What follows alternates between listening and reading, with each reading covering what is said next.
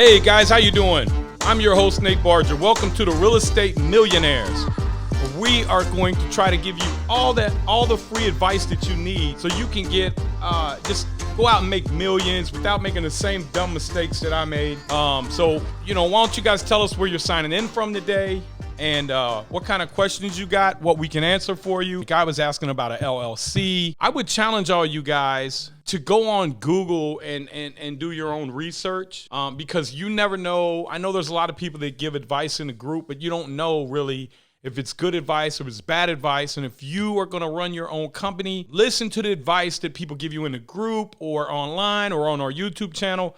But make sure you research and make sure it's right, because ultimately, if they give you bad advice, it's not on them. You may be mad at them, but it's on you. So one of the things that they ask, which is can be very complex, was setting up an LLC for every different company. Every different property. Unless they're $1 million plus properties, you don't want to do that because you're going to have to file a separate tax return for every one. It's going to cost too much money. Then a lot of the places have, separate fees that you have to incur every year to renew that LLC. And it's just going to kill your cash flow. So you don't want to do that. What we do typically when we were buying the smaller single family homes, for every $1 million worth of assets, we would put a different LLC in. Then anytime we funded a deal. So if I'm funding a deal or if I have equity, I'll give myself a loan out of that equity so that I have a mortgage behind the bank to cover my equity from another LLC that I own. I know it's kind of complicated, but let's say somebody comes to sue me. Well, there's no equity there for them to grab. So they may come after my insurance company, which maybe I got $1 million, $2 million policy, then get you an umbrella policy if you own any amount of anything in life. They're really cheap, $200 to $300 a year, and they'll cover you for another $2 million. I get mine through State Farm. I got a great agent. And he covers me. It's $200-$300 a year. And it gives me another $2 million in case they can come past the $2 million. Talk to your CPA, talk to your attorney, ask good questions on here, and get a list. You're gonna get 20 different people with 20 different views, 20 different opinions. I can tell you how we set ours up though. And there's another thing called a charge and order. I got videos on that. If you go to my YouTube channel, I got videos to tell you all that, how we do it. I spent $50,000 to learn this stuff. So I want you guys to go in there, watch my YouTube videos, subscribe, hit the bell. You're going to get a notification anytime we're live or anytime that that we put out a new video. And I don't want just you. I want you to bring your kids in to watch and learn this stuff because from my standpoint, this is more important than their education or college because this will make them millions. You can always just go hire really talented people. If you own a company, you're doing this, you can go hire people. You can go hire Harvard grads. We got one right now. We're hiring from Cornell.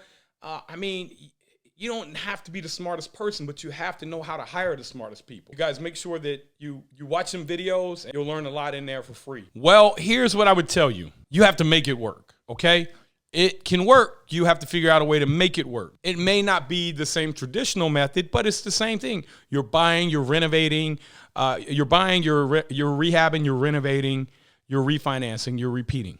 It's the same thing. You can do it all over the world. The difference is the financing part. You may have to figure out a different way to raise capital. Or what is your challenge? We need to figure out what your challenge is, and you need to figure out how to overcome it. Because I don't like when somebody says they can't do anything. Because you can do it. You just have to figure out what's the challenge, what's the thing that's keeping you from doing it. Once you identify that, you can put in action steps, and then you can go out and execute and make it happen. If it's money, like I know in Puerto Rico or wherever, it could be, let us know a little bit deeper why you feel like you can't do that where you're at. Now, if the numbers don't work, that would be one great reason. In other words, you got to put $500,000 in and you can rent it out for $1,000 a month. Yeah, that's not going to work. Other than that, though, there's probably no reason why you shouldn't be able to do it in another country. He says the financing part. So find private investors that will give you the capital. Solve that problem. People who make a lot of money solve harder problems. So if that's a harder problem for everybody to solve, that means that is a huge opportunity where you live at. Don't look at problems as problems. Look at them as opportunity. Because the bigger problem you can solve, I just got a bank that gave us 277 units, said, solve these problems. We're taking them back. They're distressed. People are in there shooting at each other and, bullet holes in the door. I'm going to show you guys, man. You think I'm lying. The person said, don't come to my door, da, da, da, da, da. And then somebody put a Uno card there that said, skip this unit. And then there were 3 or 4 bullet holes below it. Would have ran a lot of people off, but I've been buying in low-income areas my whole life, and I saw the opportunity. And so there's always opportunity in failure. You have to find it. They were wondering how paying back taxes on a house works. What's your goal? I mean, paying back taxes on a house is just you owe somebody. It's like an accounts receivable. You owe the city, and you just pay them. So I don't understand what your question. I think you're trying to ask me something, but you said, how does it work?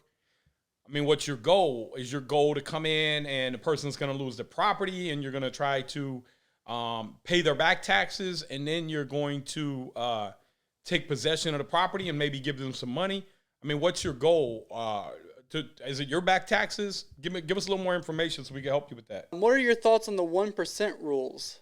I don't listen, do none of that. I mean, that's because it is hard to get in Norway, that someone said. I mean, why would you do that? You're buying a property, man. You know, and you're buying a property. When I'm buying a property, I don't ever want to fail and come back to my investors or the bank and say, well, man, it didn't work out. And the reason why was because I really didn't know what the expenses were. I use this thing called a 1% rule. You know, there's so much more to evaluating it.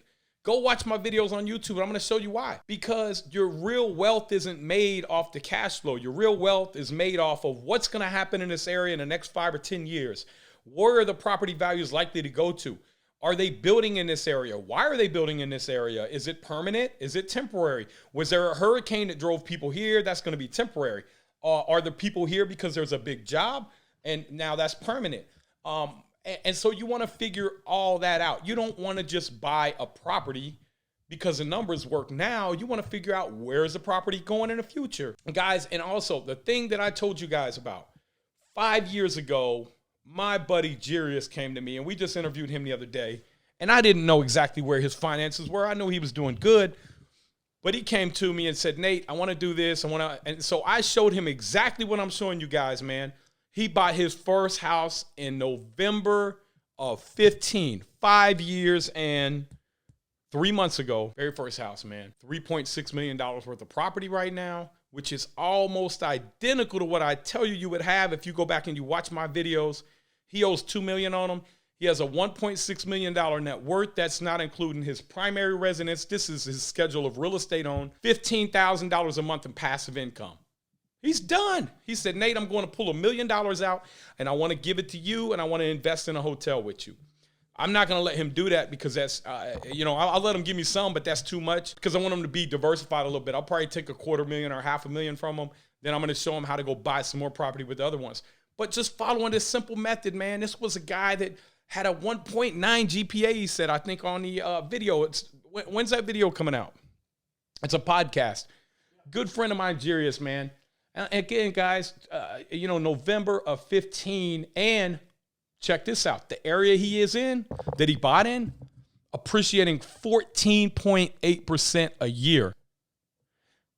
All because he bought in the right area. Now, listen, guys, this is the most important thing, man.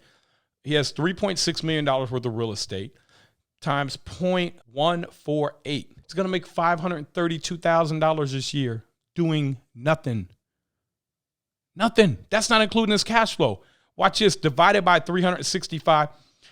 He's going to, every day he wakes up, his net worth is growing by $1,459.73 if we round up. That's crazy. Every day. This is why I want you guys to watch the videos and know what area you're buying in. I mean, this guy, he didn't even know it until I told him the other day. I said, man, do you know that area? He didn't know it. He didn't even know, but you got to watch that podcast because it's great. It's a good friend of mine, and I'm just proud of him, man, because he came back in 2012, and he was completely broke from New York. And, I mean, you just got to watch it. It's an amazing video. He tells you his story. Just carefree, jovial guy. He has all these investors want to give him money now. He's like, Nate, I don't even really, one of my buddies is a football player, and he doesn't have anywhere to buy, really, but he was burnt out. So he took a break, and now he's ready to go back. But he's got $15,000 a month in passive income after all his bills are paid. That's where I want you guys to get. Then you can drink sparkling bubbly water and pay more money for it than regular water. And take it to restaurants and everything. Yeah, they're like, hey, you can't bring your own bottled water in. I said, well, just charge me for it. And then they put it on the bill, and then I was gonna tip you for it, but just take it off. Make sure you hit the like button, subscribe to our channel, Nate Barger on YouTube, and hit the bell, and you'll be notified on any new videos that come out.